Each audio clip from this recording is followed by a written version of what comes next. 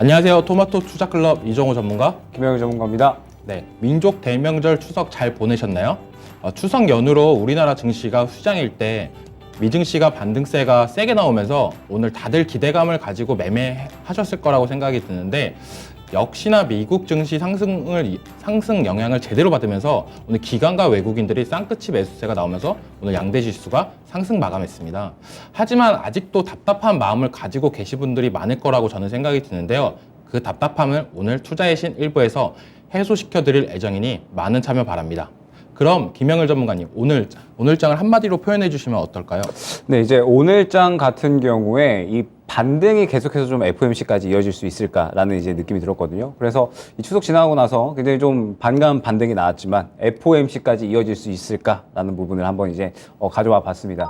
지금 현재 이 반등이 나오는 부분에 대해서 역시나 이 인플레 피크 기대감이 상당히 조금 연휴 동안에 많이 올라왔잖아요. 그래서 이 인플레 피크 기대감이 계속적으로 조금 이어질 수 있어야지 역시나 다음 주 이제 FOMC까지 이런 부분들이 긍정적으로 또 시장에서 반응을 할 수 있다라고 이제 보여집니다. 지금 현재 뭐 천연가스 값이라든지 혹은 이제 뭐 유가라든지 계속해서 좀 조정이 나오고 있는 가운데 지금 이제 약 한 30분 정도 지나가게 되면은 CPI 지수가 이제 발표가 되게 되죠. 그러면서 이제 이 CPI 지수 발표 자체도 이제 전체적으로 조금은 조정이 나올 것으로 예상이 되면서 전월달 대비 조금의 어느 정도 하락을 할 것으로 보여지고 있습니다. 그러면서 지금 현재 인플레에 대한 어떤 피크 기대감이 계속해서 좀 시장에 차오르면서 전체적인 이제 반등이 나오는 그런 이제 모습이었는데 역시나 아직까지는 완전히 이 안정을 할 만한 그런 구간은 아니다라고 보여지고요. 역시나 이 CPI 지수가 발표가 되고 그러면서 CPI 지수에 대해서 어떻게 또 시장이 반응을 하느냐 이에 따라서 또 시장의 방향성이 갈릴 수 있으니까 아직까지는 조금 이제 지켜보되 이번에 또 곧 있으면 발표될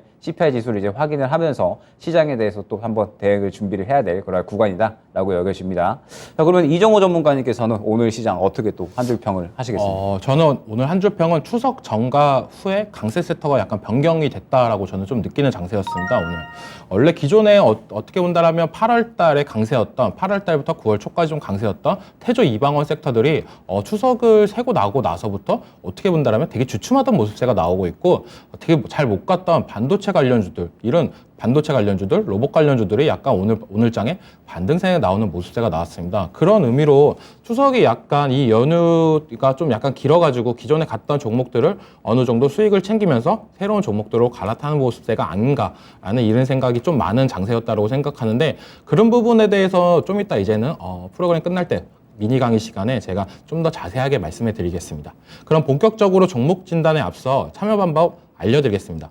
첫 번째로 전화 상담 02-325-8200번으로 전화 주시면 친절하게 안내해드리고 유튜브에 종목명, 매수가, 비중 남겨주시면 되겠습니다. 그럼 이제 종목 진단 바로 시작하겠습니다.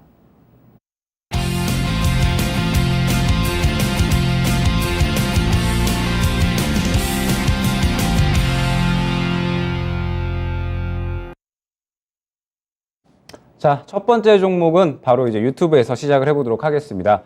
일취월장님께서 시엔투스 성진 5,400원에 이제 20% 보유하고 계세요. 그러면서 진단 부탁드립니다 하고 이제 말씀을 주셨습니다.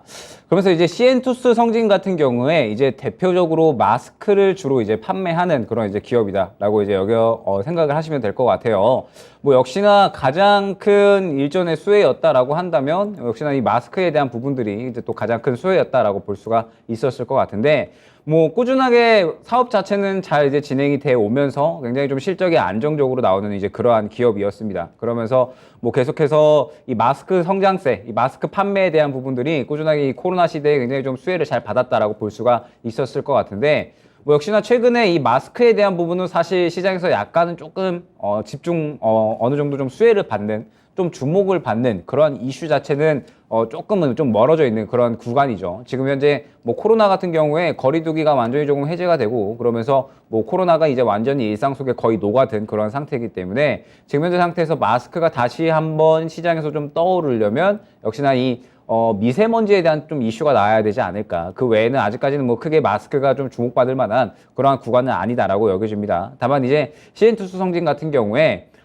마스크로 인해서 계속 좀 사업이 성장을 해오다가 지금까지 이제 조정이 나왔던 이 긴 구간을 보게 되면 역시나 이 마스크 판매가 약간은 조금 지지부진하게 이어지고 있다. 이제 원래 가장 이 좋았었던 부분 대비 지금 계속해서 조금 실적이 좀 하향을 하고 있다라는 부분이 이제 주가 하락의 어느 정도 원인이 되었던 것 같습니다. 그런데 지금 현재 CN투스 성진 같은 경우에 하반기에 이 베트남 공장이 어느 정도 증설이 되면서 이 부분이 좀 실적에 반영이 되고 그러면서 이제 다시 한번 좀 실적이 회복을 할 수 있는 그런 구간이 나오지 않을까라고 이제 여겨지고 있는 상태예요. 때문에 뭐 지금 현재 상태에서 CN투스 성진 같은 경우에는 당장의 어떤 추가적인 대응을 하기보다는 조금은 이제 지켜봐야 되는 구간이다라고 여겨집니다. 지금 보시게 되면 CN투스 성진이 최근에 5,000원 정도에서 바닥을 조금 확보를 해준 모습을 확인을 할 수가 있어요. 그러면은 지금 현재 이 바닥 구간에서 어느 정도 5,000원 정도에서 지지라인을 확보를 했다라는 뜻이 되고 이미 또 떨어질 대로 또 많이 떨어진 구간이기 때문에 사실 이 5,000원 정도를 이탈을 하지 않는다라고 하면은 굳이 정리하고 갈 필요는 없을 것 같습니다. 다만 CN투스 성진은 지금 현재 보게 되면 시장에 딱히 주목을 받을 만한 모멘텀이 없다라는 게 지금 현재 문제가 될 것 같아요. 최근에 시장을 보게 되면 역시나 굉장히 조금 주목받는 이슈들이 나와주면서 동시에 종목들의 수급이 쏠리는 그런 형태가 계속해서 반복이 되고 있고 뭐 오늘 같은 경우에도 뭐 로봇 관련주들, 로봇 관련된 이슈가 나오면서 상당히 또 좋은 흐름이 나왔었잖아요. 때문에 이런 이제 이슈들이 나와줘야지 실질적으로 좀 수급이 강하게 붙을 수 있는 그런 시장이다라고 볼 수 있을 것 같습니다. 때문에 뭐 CN투스 성진 같은 경우에는 지금 당장의 종목이 조금 어느 정도 올라오기 위해서는 뭔가 시장에서 어느 정도 조금 반응을 해줄 만한 그런 이제 이슈가 필요하다라고 볼 수가 있을 것 같고 딱 두 가지 정도 볼 수 있을 것 같아요. 지금 현재 뭐 미세먼지에 대한 부분 혹은 이제 뭐 실적에 대한 부분 딱 이제 이렇게 두 가지로 나눌 수가 있을 것 같고 코로나로 인한 마스크는 지금은 완전히 좀 가라앉은 상태니까 딱 이 두 가지를 기대를 할 수가 있을 것 같은데 일단 미세먼지에 대한 부분은 지금 당장 뭐 시장에 이야기가 나오는 부분은 없죠. 그러면 결과적으로는 실적에 대한 부분이 지금 당장은 중요할 것 같습니다. 아까 말씀드렸듯이 뭐 베트남 그다음에 이제 뭐 울산 공장을 증설을 했기 때문에 이 부분이 이제 3분기 그다음에 4분기 실적에 어떻게 조금 영향을 끼치는가 그리고 어떻게 또 시장에서 이 실적에 대한 부분들로 반응을 하는가 이 부분이 가장 중요할 것 같아요. 때문에 일단 CN투스 성진 같은 경우에는 지금 당장 뭐 추가 매수를 한다거나 혹은 뭐 어떤 대응을 하기보다는 조금은 여유롭게 지켜보셔야 됩니다. 그러면서 5,000원 구간을 확실하게 조금 지지 라인으로 설정을 해주시는 게 좋을 것 같아요.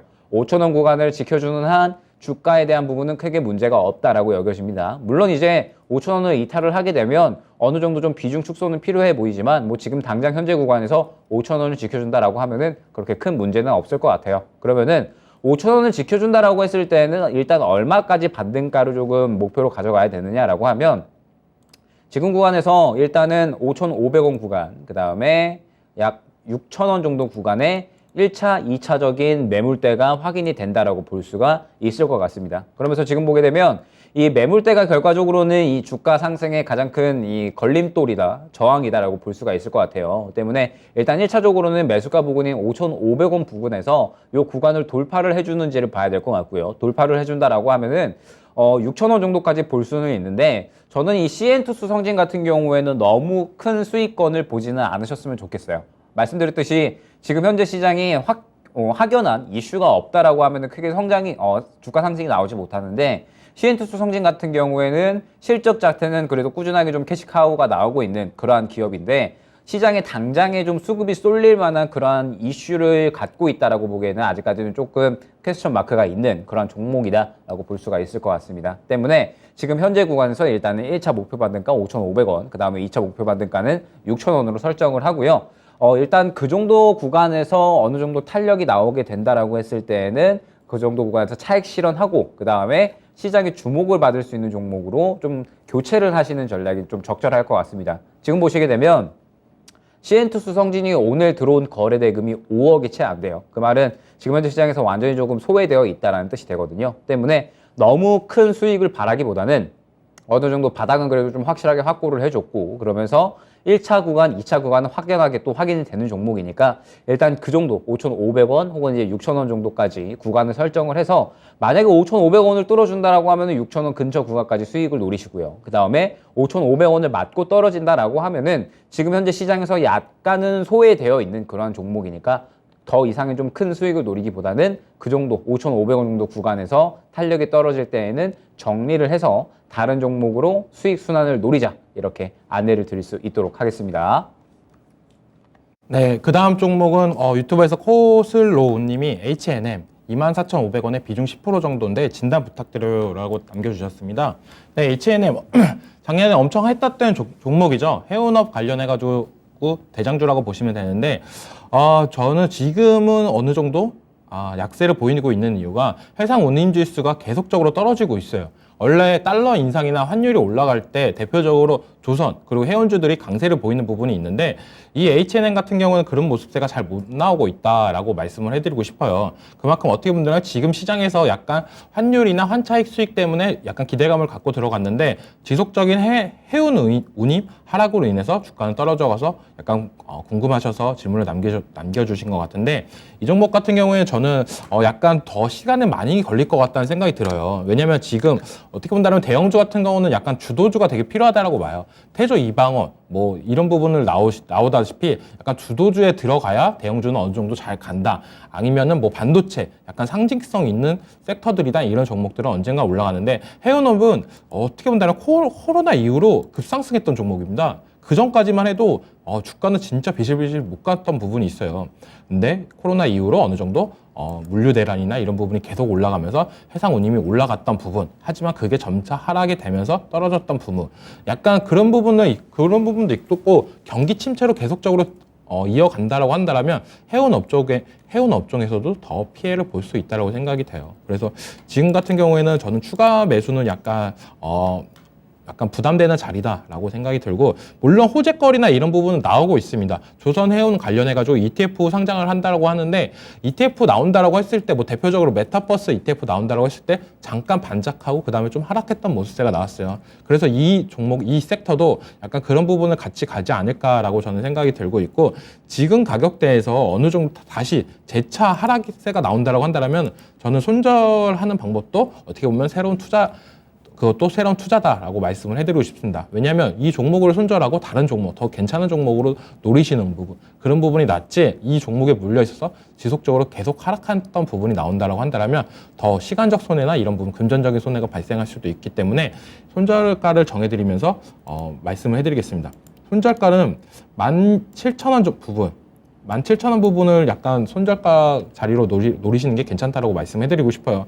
17,000원까지 떨어진다라고 한다면 이 종목은 거의 이제 끝났다라고 저는 생각이 들 정도로 많은 하락세가 나왔습니다. 고가 대비 거의 50%가 넘는 세인데 반등도 안 나오고 있고, 반등 잠깐 나왔다가 다시 재차 하락하는 모습세가 나오고 있고, 이런 부분을 봤을 때 저는 17,000원까지 데드라인을 잡으시고 여기까지 떨어졌을 경우에 그냥 손절을 하고 다른 종목으로 갈아타시는 방법이 낫다라고 생각을 하고, 그리고 진입가 부분 24,500원까지 너무 기다리지 마시고 22,000원 정도 왔을 때 절반, 22,000원에서 23,000원 부분 왔을 때 22,500원 부분에서는 비중 5% 정도 덜어내시고 나머지 물량은 진입가 부분 24,500원에서 덜어내시는 게 괜찮다. 한번 물리면 너무 오래 걸릴 섹터고 종목이다라고 말씀해드리면서 마치겠습니다.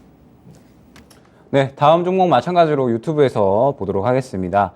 자, 우리 그래그래님께서 코리아 FT 3,500원에 40% 이제 보유를 하고 계세요. 그러면서 포르쉐 타이칸 투리스모 인도 기념으로 매수했습니다. 그러면서 차값을 뽑을 수 있느냐라고 이제 말씀 주셨고, 저는 이 포르쉐 차종 중에 스포츠카 모델인 박스터, 그 다음에 이정호 전문가는 이제 약간 SUV 모델인 카이엔을 탈 것 같다라고 이제 말씀 주셨네요. 자, 일단은 코리아 FT 같은 경우에 최근에 이제 포르쉐가 IPO를 결정을 했죠. 이제 상장을 한다라고 이제 이야기가 나오면서 이 포르쉐라는 브랜드가 상당히 또 이 고급차 브랜드 중에서는 또 꾸준하게 안정적인 캐시카우를 확보를 하고 있는 기업이고, 그러면서 가장 또 대중적인 브랜드이기 때문에 상장을 결정했다라고 하면서 관련주가 이제 또 상당히 또 좋은 흐름을 보여주고 있죠. 코리아 FT 같은 경우에는 세계 최초로 이제 이 친환경 카니스터를 개발을 하면서 포르쉐에 납품 중인 기업입니다. 그러면서 뭐 우리 시장에서 뭐 자율주행 관련해서도 꾸준하게 엮였었고, 지금 현재 뭐 현대 기아를 향해서도 꾸준하게 또 납품 중인 그런 기업이다라고 볼 수가 있죠. 그렇기 때문에 코리아 FT 같은 경우에 이 이슈가 있을 때마다 꾸준하게 좀 상승이 나왔었던 그러한 기업이다라고 볼 수가 있을 것 같습니다. 지금 현재 상태에서는 실질적으로 뭐 실적보다는 약간은 테마를 타는 그런 이제 종목이다라고 봐주시면 좋을 것 같고, 원래는 이제 보통은 자율주행 쪽으로 많이 움직이다가 이번에는 포르쉐 IPO에 따라서 이제 관련주로 이제 좀 수혜를 많이 보고 있다라고 볼 수가 있을 것 같습니다. 그러면서 지금 현재 포르쉐가 9월 말에서 10월 초 정도에 이제 결정을 한다라고 하죠. 그러면서 이제 IPO에 대한 이야기가 계속해서 좀 시장에 이야기가 나올 거고, 코리아 FT 같은 경우에도 이 포르쉐 IPO 이야기가 나올 때마다 꾸준하게 또 위아래로 등락을 하겠죠. 그러면은 지금 현재 코리아 FT 같은 경우에는 완전하게 트레이딩 관점으로 접근을 해주셔야 된다라는 게 저의 결론입니다. 지금 현재 상태에서 코리아 FT가 당장의 실적으로 올라온 게 아니라 역시나 이 포르쉐 IPO 관련해서 상승이 나온 부분이기 때문에 지금 현재 구간에서는 오를 때는 팔고 떨어진다 싶으면 빠르게 또 매도를 해야 되는 그러한 종목이고, 완전히 트레이딩으로 접근을 해야 된다라고 말씀을 드릴 수가 있을 것 같아요.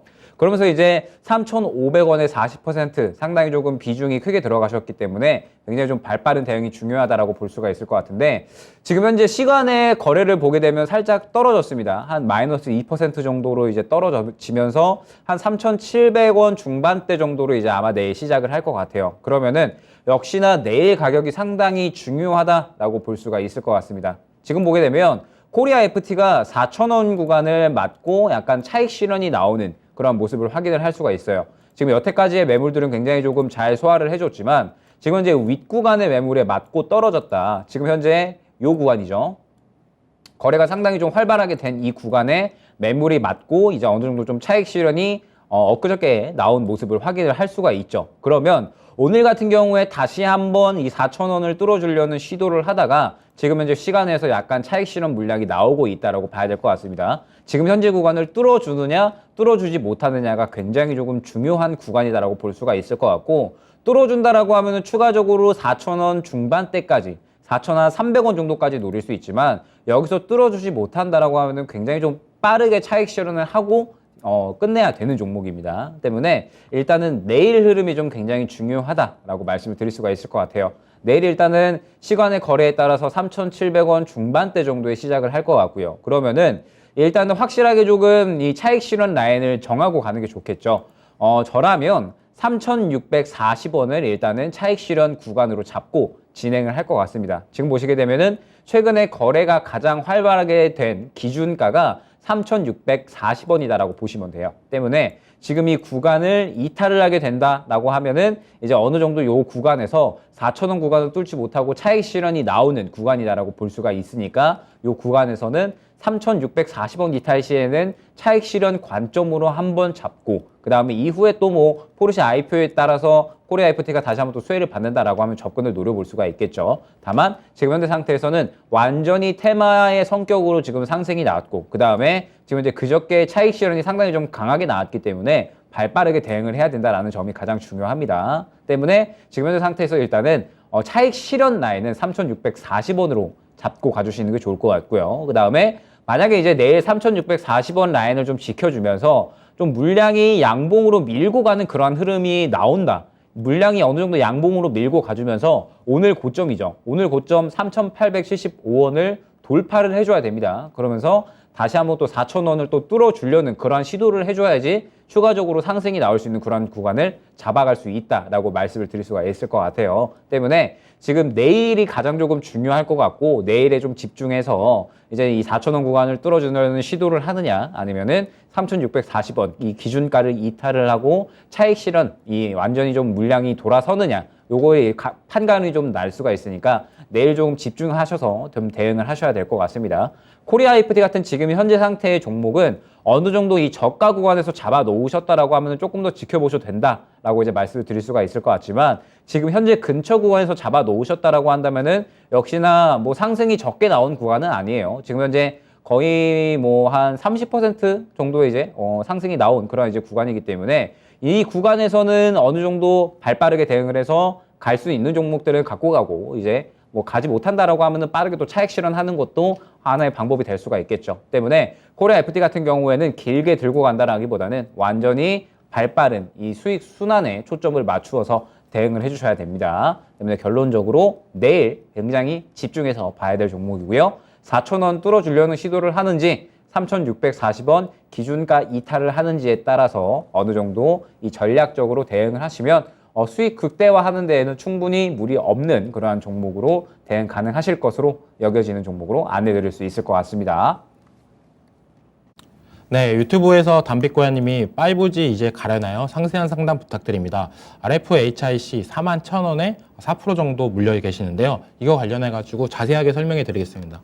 5G 관련해가지고 저는 이제는 좀 긍정적으로 많이 바뀌었다라고 말씀을 해드리고 싶어요. 제가 뭐 8월 거의 7월 달까지만 했어도 5G에 대해서는 정말 극혐을 했던 사람 중에 하나입니다. 왜냐면 이제는 더 이상 설치할 때나 그런 부분이 많이 줄어들지 않냐라고 생각을 들었는데 이번에 얼마 전에 나왔죠. 얼마 전에 대통령께서 중동 건설이나 이런 해외 수출 관련해가지고 교통망 플러스 5G 같이 이런 통신 관련해가지고도 같이 연계를 해서 패키지 전략을 해보자라고 나오면서 어느 정도 그때 5G 열풍이 약간 올랐다라고 저는 생각을 하는데 그거 보면서 약간 생각이 많이 바뀌었다라고 생각을 했어요. 기존에 있던 뭐 4G를 쓰는 데가 아니라 새로운 도시에서도 5G를 적극적으로 쓸 수 있겠구나. 점점 미래화 도시로 가면 갈수록 5G는 점점 각광을 받겠구나라는 생각이 들었는데 이 RFHIC 저는 5G 업종, 5G 섹터 중에 가장 좋은 종목이라고 생각하는 회사 중에 하나예요. 이 회사 같은 경우에는 통신뿐만 아니라 방산 관련해가지고 겐 트랜지스터 이게 뭐냐면 쉽게 말씀해드리자면 약간 증폭을 해줄 수 있는 부분이다라고 보시면 돼요. 기존의 트랜지스터가 뭐 거리가 뭐 10m다. 라고 봤을 때는 이 겐 트랜지스터 같은 경우는 뭐 10m 이상, 20m, 30m 이 정도까지 확대를 할 수 있는 부분이기 때문에 점차 미래화 사회로 가면 갈수록 이 겐 트랜지스터를 하고 있는 RFHIC가 각광을 받을 거고 그건 통신뿐만 아니라 방산, 통신 설비가 들어가는 방산 쪽에서도 많이 각광을 받고 있습니다. 그만큼 RFHIC가 지금 다른 5G 관련주들보다 약간 강세를 보이고 있는데 지금은 솔직히 말해서 약간 테마성으로 1호원이라는 종목이 약간 변동성 있게 올라가주는 모습세가 있는데 점차 그런 부분이 좀 안정화되고 5G가 테마만 가는 게 아니라 어느 정도 실적이나 이런 부분 그리고 실적까지 바탕이 된다라고 한다면 그 중에서 이제 RFHIC가 저는 가장 탄탄하게 올라갈 종목이라고 생각을 하고 있습니다. 그래서 지금 어느 정도 물려 계시고 있는데 기간도 많이 오래 걸리셨고 이제는 좀 추가 매수해도 괜찮다라고 말씀을 해드리고 싶어요. 제가 그 오전에 하는 강한 녀석들 시간에 26,000원대 매수 괜찮다라고 말씀해드렸고 근데 지금 27,000원 정도인데 이 지금 가격대도 저는 나쁘지 않다라고 생각을 들고 있습니다. 물론 지금 비중이 4% 정도대로 많이 안 들어가 있던 부분이 저는 가장 메리트가 있다고 보고 있고 한 6% 정도 더 추가 매수하셔서 비중 10% 정도로 맞추는 전략도 괜찮다라고 보고 있습니다. 요즘 이때까지 계속 갔던 태조 이방원들 지금 오늘 어느 정도 주춤하던 모습에 나왔잖아요. 그리고 반도체 관련해가지고 잘 못 갔는데 오늘 반등세 나오는 모습 나왔고 5G도 약간 어느 정도 반도체보다는 먼저 반등세가 나왔다라고 저는 보고 있습니다. 그럼 다시 한번 5G도 어느 정도 올라갈 여력은 있다라고 보고 있고 이게 이제 아시아 그리고 인도 시장 이런 부분도 계속적으로 저는 수주 이슈나 이런 부분이 나올 거라고 보고 있어요. 그런 부분에 있어서 우리나라 5G 관련 회사들이 어느 정도 수혜를 볼 거다. 삼성전자가 어떻게 본다면 외국에서 전체적으로 5G 수주를 받으면 그거를 이제는 RFHIC나 OE솔루션이나 이런 회사들한테 뿌리는 부분이 있습니다. 그런 부분을 봤을 때 어느 정도 저는 점차 수혜를 볼 수 있다라고 말씀을 해드리고 싶고 그런 의미로 지금 27,000원 부근, 27,000원 초반 부분에서 추가 매수하셔서 평단가를 3만 원 추가 매수를 하신다면 3,000원, 4,000원 정도 부근으로 평단가가 나올 것 같아요. 그러면 이 정도 평단가면은 저는 충분히 나올 수 있는 가격대다. 근데 조금 더 시간은 걸릴 거다라고 말씀을 해드리고 싶습니다. 왜냐면 어느 정도 실적이나 이런 부분이 잡혀져야 된다. 왜냐면 그 전까지 실적이 너무 안 좋았어요. 근데 그런 부분이 이제는 2분기를 기점으로 해서 어느 정도 나와주는 모습세가 나오고 있으니까 이제는 3분기, 4분기, 내년 정도 된다고 한다면 33,000원까지는 충분히 가능성 있는 가격대라고 말씀해드리고 싶고 그런 의미로 추가 매수해서 나오자라고 말씀해드리고 싶습니다. 네, 다음 종목은 전화를 통해서 한번 받아보도록 하겠습니다. 자, 시청자님 안녕하세요. 예, 안녕하세요. 예, 수고 많습니다. 네, 안녕하십니까. 예, 네, 혹시 안녕하세요. 어떤 종목을 지금 궁금하셔서 전화 주셨을까요? 휴젤료. 매수가 비중은 어떻게 되실까요? 12만 5천 원에 20%예요. 12만 5천 원에 20%요? 예. 자, 그러면은 요거는 최근에 들어가신 건가요? 한 달쯤 됐을 거예요. 한 달 좀 되셨고요. 그러면은 이제 어느 정도 이 수익권을 좀 빠져나올 수 있을지 이 부분이 좀 궁금하셔가지고 전화를 주신 거겠죠? 예, 앞으로 뭐 해야 될지 또 그 뭐로 삼북이 실적은 어떻게 되는지 궁금했어요. 알겠습니다. 알 수가 있어요. 예, 네. 예. 그러면 제가 이 종목에 대해서 한번 설명을 조금 드려보도록 할게요. 예, 예. 네. 일단은 휴젤 같은 경우에 지금 이제 우리나라 국내에서 이제 보톡스, 그 다음에 필러 관련된 기업이다라고 이제 말씀을 드릴 수가 있을 것 같습니다. 그러면서 뭐 최근에 보톡스 시장, 그 다음에 필러 시장이 굉장히 좀 핫했어요. 이제 해외 쪽에서도 굉장히 좀 수요가 많이 이제 올라가고 있었기 때문에 휴젤 같은 경우에도 지금 현재 계속해서 이 해외 수출을 늘려나가고 있는 상황입니다. 그러면서 이제 하반기에 뭐 호주, 뭐 그다음에 뭐 중국, 그다음에 뭐 유럽 등등 해서 지금 계속해서 이 수출 라인을 늘려나가고 있는 상황이에요. 그러면서 지금 계속해서 이 회사의 어떤 성장을 계속해서 좀 꾀하고 있는 그런 상황이다라고 볼 수가 있을 것 같은데 지금 현재 2분기에 역대급 매출을 달성을 했습니다. 계속해서 좀 성장세를 보여주고는 있으나 영업이익은 약간은 감소한 그런 이제 모습을 보였어요. 그런데 이 영업이익이 감소한 이 이유 자체가 뭐 지금 현재 뭐 단가나 이러한 부분들에 있어서 영향이 있었던 게 아니라 뭐 미국에서 지금 현재 사업 중인 부분에 대해서 이제 소송 진행 중인 건이 있습니다. 때문에 이제 이 부분에 대해서 소송 비용이라든지 그 다음에 지금 현재 투자를 계속해서 조금 활발하게 진행을 하고 있다 보니까 또 마찬가지로 이 부분에 대해서 뭐 계속해서 좀 투자 비용에 대해서 선반영이 된 부분 이런 부분들이 이제 영업이익에 대해서 좀 약간은 감소치로 나타났다라고 볼 수가 있을 것 같아요. 그러면은 지금 현재 이러한 부분들 영업이익이 약간은 좋지 않게 나왔던 부분들은 역시나 뭐 일회적인 뭐 비용이겠죠. 때문에 지금 현재 이 소송권에 대한 부분은 4분기까지 이어질 수 있다라고 보고 있기는 하지만 그래도 지금 워낙에 또 이 휴젤 같은 경우에 해외 쪽으로 이 파이프라인 수출 라인을 계속해서 좀 늘려나가고 있는 상태이기 때문에 뭐 아마 꾸준하게 이 주가에 대한 그리고 기업에 대한 성장 속도는 박차를 좀 가하지 않을까라고 여겨지고 있습니다. 때문에 휴젤 같은 경우에 지금 보게 되면 차트상으로 완전히 바닥이다라고 좀 볼 수가 있을 것 같아요. 지금 보게 되면 약 한 10만 원 구간에 계속해서 좀 바닥을 확보해준 그런 이제 모습을 확인을 할 수가 있었죠. 그러면 이 구간에서는 이 완전히 저가라는 그런 이제 인식이 어느 정도 형성이 되어 있다라는 뜻이 됩니다. 때문에 이 10만 원 구간이 완전한 이 저가 지지라인을 형성을 하고 있다라고 이제 볼 수가 있을 것 같고 때문에 지금 현재 이 10만 원 구간을 이탈을 하지 않는 한 크게 걱정을 할 필요가 없이 언제 좀 반등이 나올까 여유롭게 대응을 준비하면 되는 종목이다라는 뜻이 돼요. 때문에 지금 현재 상태에서 휴젤 같은 경우에는 약간의 시간을 갖고 기다림을 어느 정도 좀 가져주면 그래도 충분히 탄력은 나올 수 있는 그런 종목이 아닐까라고 이제 생각이 되는데 역시나 이제 최근 시장에서 문제점이다라고 한다면 지금 현재 휴젤 같은 경우에는 보톡스 그다음에 필러 관련된 종목이니까 지금 현재 이 보톡스 그리고 필러 관련된 종목들을 확연하게 좀 실적이 치고 올라와 줘야지 시장에서 좀 주목을 한다라고 볼 수가 있을 것 같아요. 그런데 휴젤 같은 경우에는 아직까지는 그러한 흐름을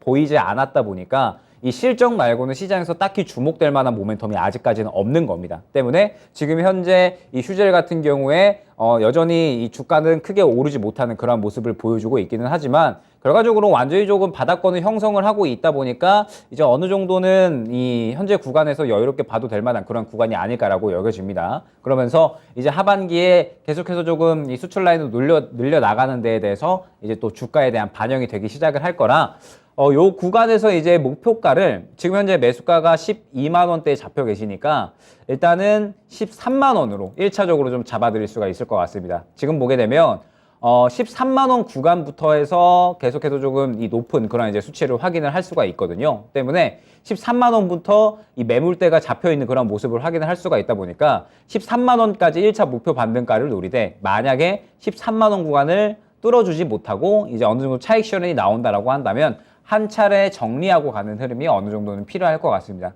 지금 약 한 달 정도 기다리고 계시는데 조금의 이제 기다림만 조금 더 좀 가져가시면 그래도 충분히 반등은 나올 수 있는 종목이다라고 여겨지고 1차 목표 반등가를 13만 원으로 잡아드렸잖아요. 13만 원으로 잡아드린 게 13만 원의 이제 주요한 매물대가 있는데 이 구간을 뚫어주려면 결과적으로는 시장에서 굉장히 좀 주목받을 수 있는 뭔가가 필요합니다. 그런데 이 무언가가 휴젤에서 나오지 않는다라고 하면은 결과적으로는 13만 원 구간을 뚫지 못하고 차익 실현이 나올 거니까 마찬가지로 그 구간에 약수익으로 조금 빠져나올 수 있는 그런 좀 전략이 필요할 것 같고요.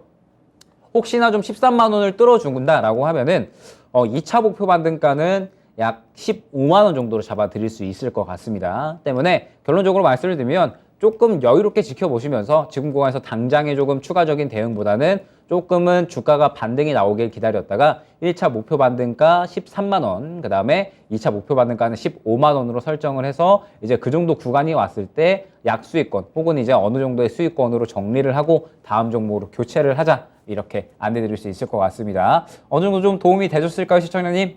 예, 도움이 됐어요. 그러면 저 한 가지만 선생님한테 여쭤볼게요. 네. 다름이 아니고 이 회사가 뭐 망하거나 그런 회사가 진치가 그 앞으로 희망이 있는 회사죠. 아, 그럼요. 앞으로 이제 계속해서 좀 투자를 늘려나가고 있는 그러한 구간이기 때문에 지금 현재 구간에서는 여유롭게 지켜보시면 될 것 같습니다. 예, 안심하겠습니다. 네, 감사합니다, 시청자님. 예, 좋은 하루 되시고 들어가세요. 고맙습니다. 예. 네. 네, 그 다음 종목도 유튜브에서 남겨주셨는데, 소나기님이 퍼스텍 4,239원에 15% 입절할 수 있냐 그래요라고 물어보셨습니다. 네, 이 종목 같은 경우에 지금 진입했던 단가를 보자면은 어떻게 본다라면은 약간 횡보하는 구간에서 진입을 했다라고 보고 있습니다. 이런 구간이 좀 위험하다라고 말씀드리고 싶어요. 이렇게 이평선이 약간 밀집되는 구간에서는 항상 위로 가던 밑으로 가던 결과는 나온다 라고 말씀해드리고 싶은데, 이 종목 같은 경우는 그래도 하락세가 나왔지만 다른 방산주에 비해서 어느 정도 하락세가 좀 더디게 나왔다라고 조금 위안을 삼자면 그렇게 말씀을 드리고 싶습니다. 하지만 왜 다른 방산주보다 덜 떨어졌냐라고 본다라고 한다라면, 이 종목 같은 경우에는 오른 것도 그렇게 없어요. 요즘 뭐 하나의 에어로스페이스나 이런 종목 같은 경우에 단기적으로 많이 올랐던 모습이었는데, 이 종목도 약간 방산 관련 테마성이 짙은 종목이었는데 약간 테마성으로만 잘 가지 약간 실적이나 이런 부분이 잘 못 받쳐주는 부분이 있기 때문에 잘 못 갔던 부분이 있습니다.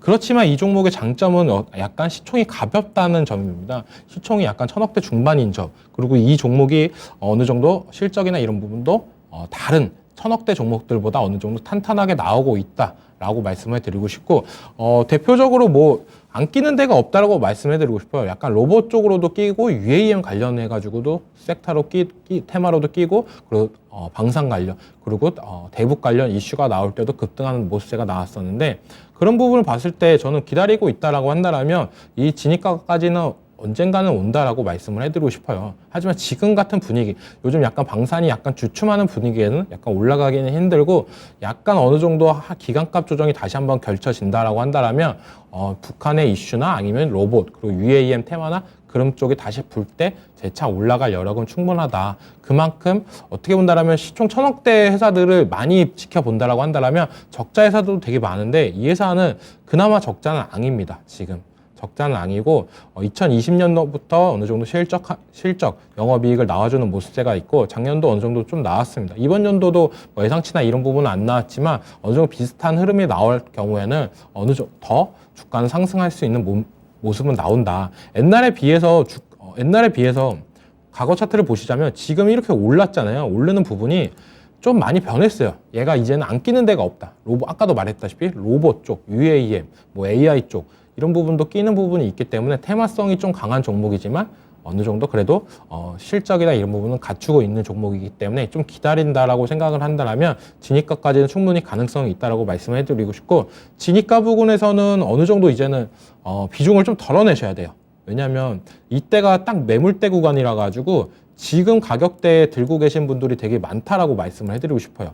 그러니까 이 주식이 어느 정도 하락하다가 다시 재차 올라갈 경우에는 진입가 부분, 그러니까 어떻게 쉽게 얘기해드리자면 다 물려있던 분이 본전이 됐습니다. 본전이 오면은 이제는 어느 정도 덜어내는 부분도 있기 때문에 그때 약간 주춤하는 모습세도 있고 약간 저항이 생긴다라고 볼 수가 있는데, 그런 부분이 생기기 때문에 같이 그 가격대에서 어느 정도 덜어내시고 나머지 물량은 한 5,000원 부분까지 노리시는 게 괜찮다라고 말씀해드리고 싶습니다. 네, 다음 종목 보도록 하겠습니다. 유튜브에서 이제 스카이님께서 드림텍 1,910원에 20% 부탁드립니다라고 이제 말씀 주셨네요.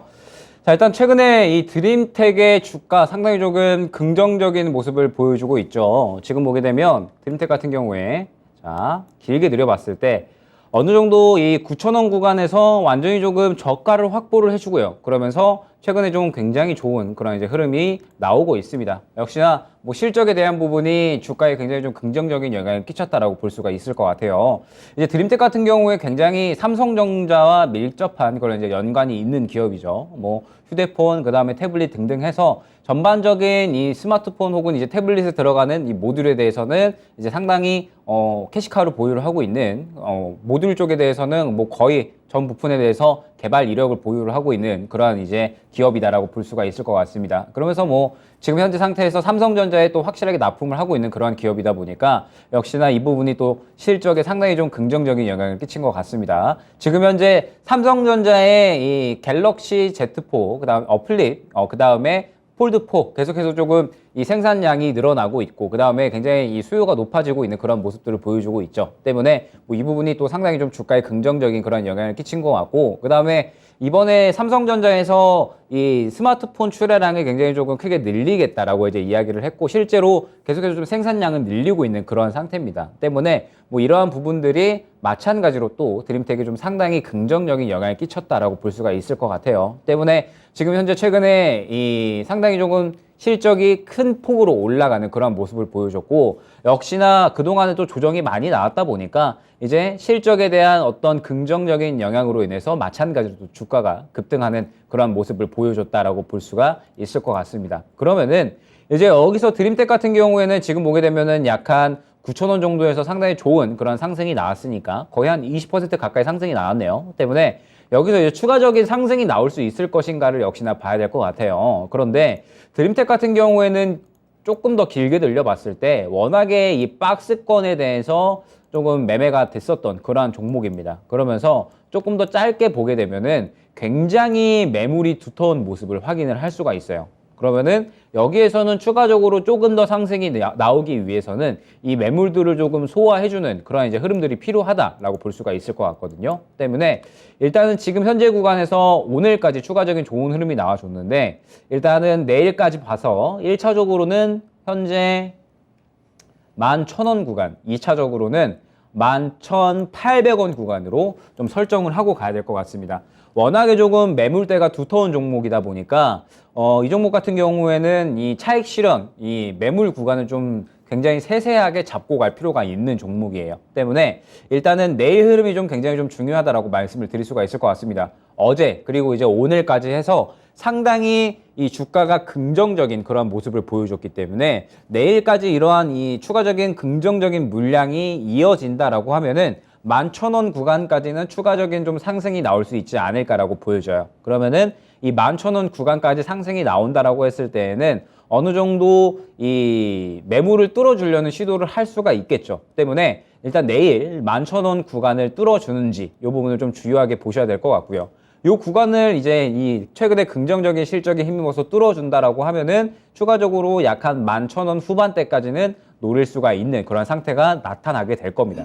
그런데 내일 11,000원을 뚫어주지 못한다. 그러면서 이제 어느 정도 차익 실현이 나온다라고 하면 일단은 한 10,000원 정도까지는 조정이 나올 수가 있는 종목이에요. 지금 보게 되면은 이제 차익 실현 구간이 약간 9,000원 후반대에서 10,000원 정도까지는 열려 있거든요. 때문에 내일 11,000원 구간을 뚫어주지 못한다라고 하면은 요 정도 구간까지는 차익 실현이 나올 수가 있습니다. 그러면 두 가지 방법이 있겠죠.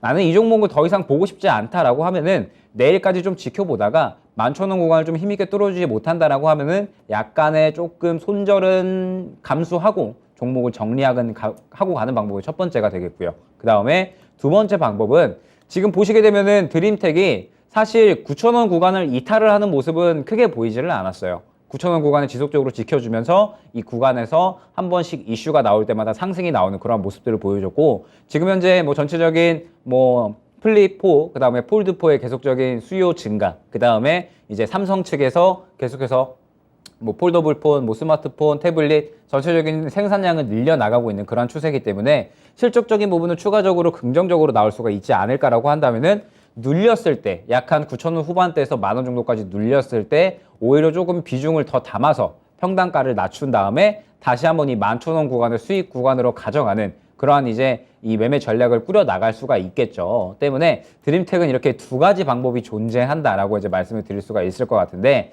지금 현재 이 시장 상황을 봤을 때 저라면 한 번은 정리하고 오히려 이제 약간의 손실을 조금은 보더라도 한 번 기회가 왔을 때 한 번은 정리하고 그 다음에 향후에 드림텍을 좀 관심 종목으로 넣어놨다가 지금 안 좋았던 부분들은 다 반영을 하고 그 다음에 이제 좀 실적이 좋아지는 그러한 구간이기 때문에 그러한 구간에 맞추어서 한번 다시 이후에 재매수 구간이 나왔을 때 그때 노리는 편이 좋지 않을까라고 여겨집니다. 지금 현재 인플레이션 피크에 대한 이제 기대감도 나왔고 그 다음에 뭐 CPI 지수도 이제 발표가 됐는데 8.3%로 나왔네요. 그러면은 이제 뭐 저번 달보다는 낮게 나온 거거든요. 그러면은 이제 이런 부분들이 인플레이션 피크 기대감으로 추가적으로 이어질 수 있기는 하지만 그래도 다음 주 FOMC에는 지금 자이언트 스텝이 예상이 되고 있는 그런 상황이거든요. 그리고 이번 CPI는 낮게 나오기는 했지만 예상치보다는 높은 그러한 상황이기 때문에 시장이 또 어떻게 반응을 하는지를 봐야 됩니다. 때문에 한번 기회가 왔을 때 정리하고 향후에 재매수를 노리는 쪽이 조금 더 리스크적인 측면에서는 어느 정도 이 메리트가 있지 않을까라고 이제 보여지고 뭐 지금 현재 구간에서는 어찌됐든 11,000원 구간을 좀 뚫어주는 게 중요합니다. 이제 내일 11,000원 구간을 뚫어준다라고 하면은 오히려 또 추가적인 수익 구간을 노릴 수 있는 그런 구간이 나올 수 있으니까 일단 내일의 흐름에 조금 중요하게 집중을 해서 보셔야 될 것 같고 11,000원 구간 뚫어주면 추가적인 수익 구간 만약에 11,000원 구간 뚫어주지 못한다라고 하면은 향후에 재매수를 노리든지 아니면은 뭐 정리하고 이제 다른 종목으로 좀 순환을 노리든지 이런 식으로 매매 전략을 끌어나갈 수 있는 종목으로 안내드릴 수 있을 것 같습니다.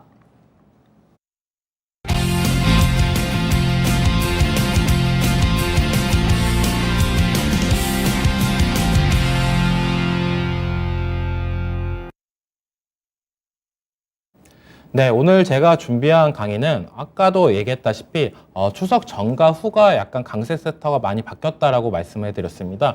그래서 지금 현재 시점에서 다시 보는 태조 이방원 이거에 대해서 좀 준비를 했는데요. 태조 이방원은 다들 아시죠? 태양광, 조선, 2차전지, 방산, 원전입니다. 거기서 뭐 대표적인 종목으로 좀 줄이면서 관련 브리핑을 설명해 드리려고 합니다. 태양광에서는 하나솔루션, 그리고 조선에서는 현대미포조선, 2차전지는 에코프로비엠, 방산은 하나에어로스페이스, 원전은 두산에너빌리티가 있는데 제가 이렇게 태조 이방원 관련해가지고 보는 종목들은 이 5종목을 좀 유심히 보고 있습니다. 이게 시장에서 어떻게 본다라면 대표 종목, 즉 대장주라고 저는 생각을 하고 있기 때문에 좀 이 종목 섹터들의 흐름을 보면서 전체적인 종목들의 흐름을 어느 정도 파악을 하고 있다라고 보시면 됩니다. 그러면서 관련 태양광 관련해 태양광부터 그리고 원전까지 좀 자세하게 말씀해 드리겠습니다. 네. 태양광 대표 종목으로 하나솔루션. 태양광 전지 수출 단가가 강세를 보이면서 주가도 지속적으로 상승하는 모습세가 나오고 있고 얼마 전에 호재도 나왔죠. GS에너지와 태양광 모듈용 시트 소재 합작 회사를 설립한다. 이런 얘기가 나왔었는데 저는 좀 약간 긍정적으로 보고 있어요. 왜냐하면 기업들에서 이렇게 약간 경기 침체 우려도 나오고 있고 뭐 금리 인상 이런 시기에 적극적인 투자를 한다는 거는 이 태양광 사업이 점차 미래에도 부각이 될 수 있다라는 믿음 그런 부분이 저는 크다라고 보고 있고 또한 지금 하나가 이제 김동관 부회장 체제로 많이 바뀌어 나가고 있습니다. 경영 승계가 어느 정도 이루어지고 있는데 김동관 부회장이 이제 하나솔루션이랑 태양광 그리고 방산 쪽에 좀 집중하는 모습세가 지속적으로 나오고 있기 때문에 하나 관련해 가지고는 이쪽으로는 좀 더 비전이 좋다라고 저는 생각이 들고 있고 이 태조 이방원에서도 저는 가장 유망으로 보고 있는 거는 바로 이 태양광 쪽입니다. 태양광 왜 가장 유망으로 볼까요? 물론 바이든의 인플레이션 감축법에서도 영향을 받고 또 사우디의 네옴시티 관련해 가지고도 이 태양광은 어느 정도 수혜를 볼 수 있다라고 저는 보고 있기 때문에 이 태양광이 태조 이방원에서는 가장 핫한 종목이다라고 생각이 들고 있습니다. 그 다음 종목으로는 조선의 현대미포조선입니다.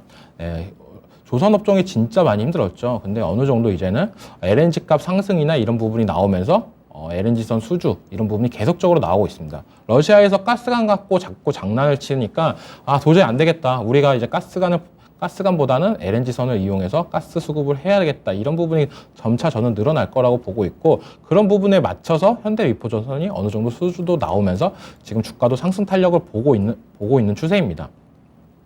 3분기 흑자 전환 기대감은 계속적으로 나오면서 주가도 올랐던 모습제가 있고 그중에서 대표적인 현대미포조선은 전 세계 PC선 건조 1등을 달리고 있습니다. 그런 이유 때문에 다른 조선 종목들보다 가장 강한 모습세가 나오고 있다라고 보시면 되고 어느 정도 뭐 현대미포조선에 따라서 조선기자재도 약간 주춤하는 모습세도 많이 연출을 되고 있기 때문에 가장 대표적인 종목 현대미포조선 같은 경우를 좀 유심히 봤으면 좋겠습니다.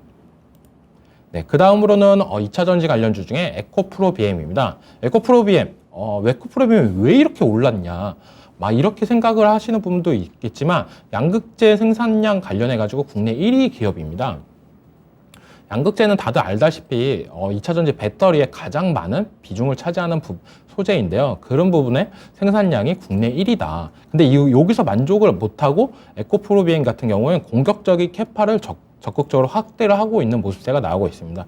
지금 근데 바이든의 인플레이션 감축법이 나오고 나서 약간 2차 전지들이 주춤하는 모습세가 나왔었는데 이런 부분은 어느 정도 정치적이나 이런 부분에 해결이 된다라고 본다라면 저는 2차 전지 관련주들, 배터리주들이 다시 한번 상승 랠리가 충분히 나올 수도 있다라고 보고 있고 지금은 에코프로비엠이 많이 주춤해서 코스닥 시총 2등으로 약간 밀려나왔습니다. 셀트리온 헬스케어가 지금 1등이고요.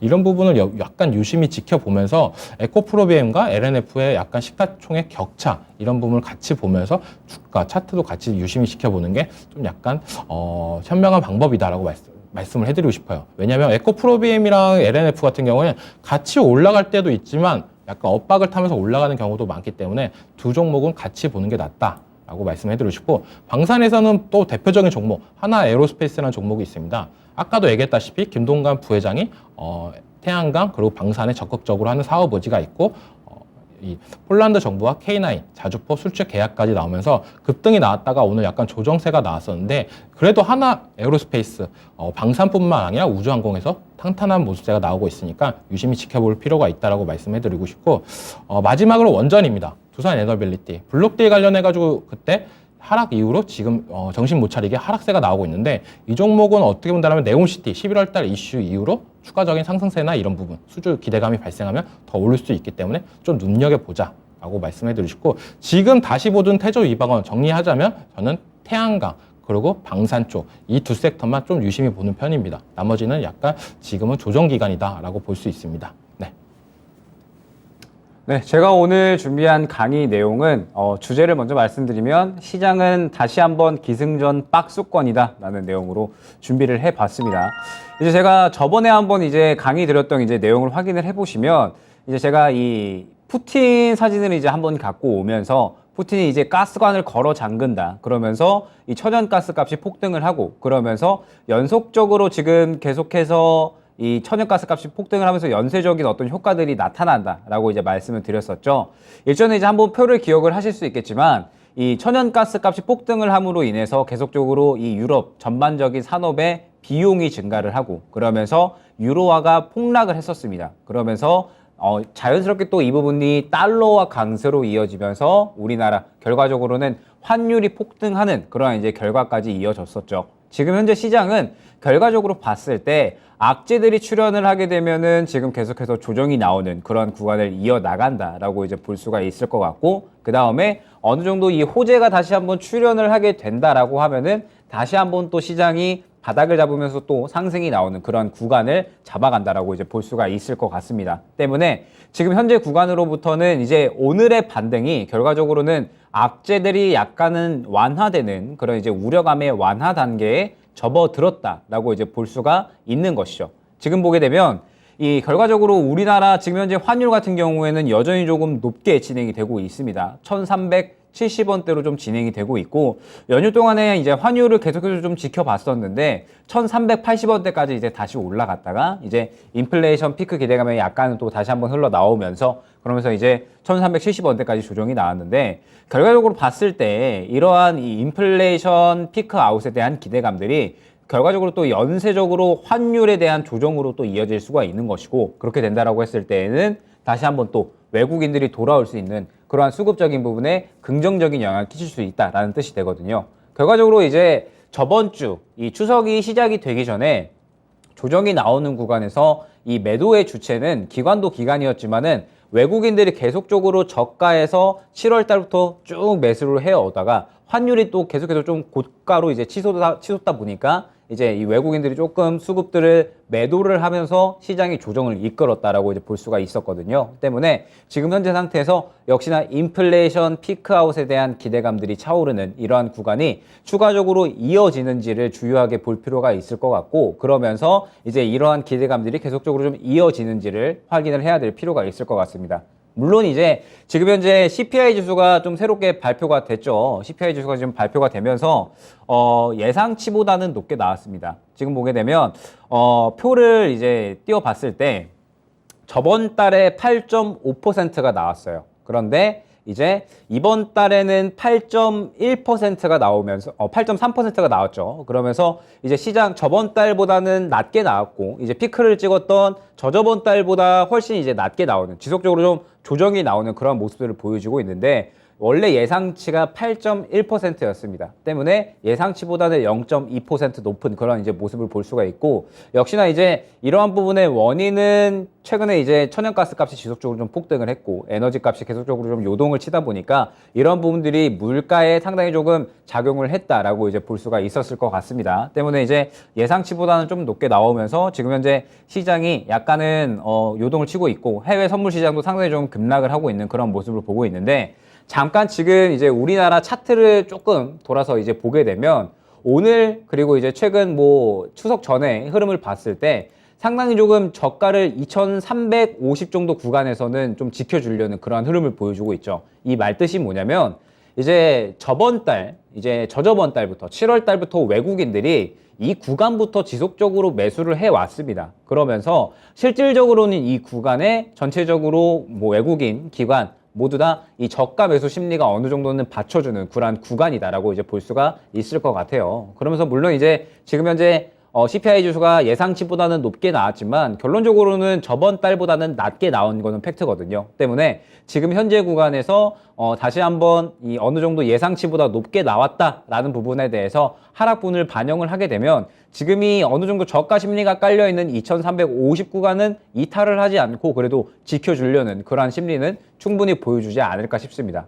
그러면은 결론적으로 봤을 때 악재가 나오게 되면은 이 저가 매수 심리가 깔려있는 이 구간까지는 조정이 나오고, 그 다음에 이 악재가 다 나오고 나면은 다시 한번 또 저가 매수 심리가 받쳐지면서 박스권 고점인 2400에서 2500 정도 구간까지 또 상승이 나오는 그러한 흐름들이 지속적으로 반복이 나온다라고 이제 볼 수 있는 게 지금 현재 시장이거든요. 그러면서 이제 다음 주 FOMC가 예정이 되어 있는데, 다음 주 FOMC에 이제 자이언트 스텝을 할 것으로 어느 정도는 다 예상을 하고 있습니다. 계속해서 연준에서 매파적인 발언을 이어나가고 있는 상태이기 때문에 자이언트 스텝을 할 것으로는 예상이 되고 있고, 다음 주까지 시장의 어느 정도 흐름을 예측을 해보면 지금 현재 예상치보다 높게 나온 CPI 지수에 대해서 한번 조정을 조금 받았다가 그 다음에 다시 한번 또 바닥을 잡고 반등 나오는 흐름을 잡아갔다가 FOMC 때 다시 한번 또 조정이 나오는 이러한 이제 왔다 갔다 하는 흐름이 또 반복적으로 나올 것이다라고 보고 있습니다. 그러면은 이러한 시장에서는 역시나 이 선별적인 매매가 가장 중요하다라고 볼 수가 있겠죠. 뭐 예를 들면 오늘 같은 시장에는 로봇 관련주들이 이 로봇 관련된 이슈로 인해서 또 전체적으로 다 상승이 나왔던 만큼 지금 현재 시장에서는 역시나 시장에서 주목을 할 수 있는 그러한 이슈, 모멘텀, 이 수급이 몰리는 그런 구간이 가장 중요하다라고 볼 수가 있을 것 같습니다. 때문에 지금 현재 시장에서는 계속해서 선별적인 매매, 이 수급이 쏠릴 수 있는 그런 이슈를 잘 판단을 해서 접근을 하는 그러한 매매가 가장 유효한 전략이다라는 부분을 안내 드리면서 오늘의 강의 종료하도록 하겠습니다. 네, 어느덧 투자의 신 1부가 마감 시간이 다 되었는데요. 지금 CPI 발표가 예상치보다 높게 나오면서 약간 불안감을 가지는 시청자분들이 많을 거라고 저는 생각이 들어요. 하지만 오늘도 보셨잖아요. 지수가 오르더라도 기존에 강세했던 종목들은 오늘 약세하는 흐름이 나왔습니다. 지속적으로 이제 시장은 개별 종목 장세 섹터가 진행될 거라고 저는 생각을 하는데, 지금은 지수보다는 종목이 가지고 있는 파워, 지수를 이길 수 있는 힘, 이거에 대해서 초점을 가지고 종목을 선택하는 게 가장 현명한 선택이라고 생각이 들고, 1부는 이제 이만 마무리하고 이 투자의 신 2부에는 김영일 전문가가 진행을 하니까 그때도 많은 참여 바랍니다. 네, 수고하셨습니다.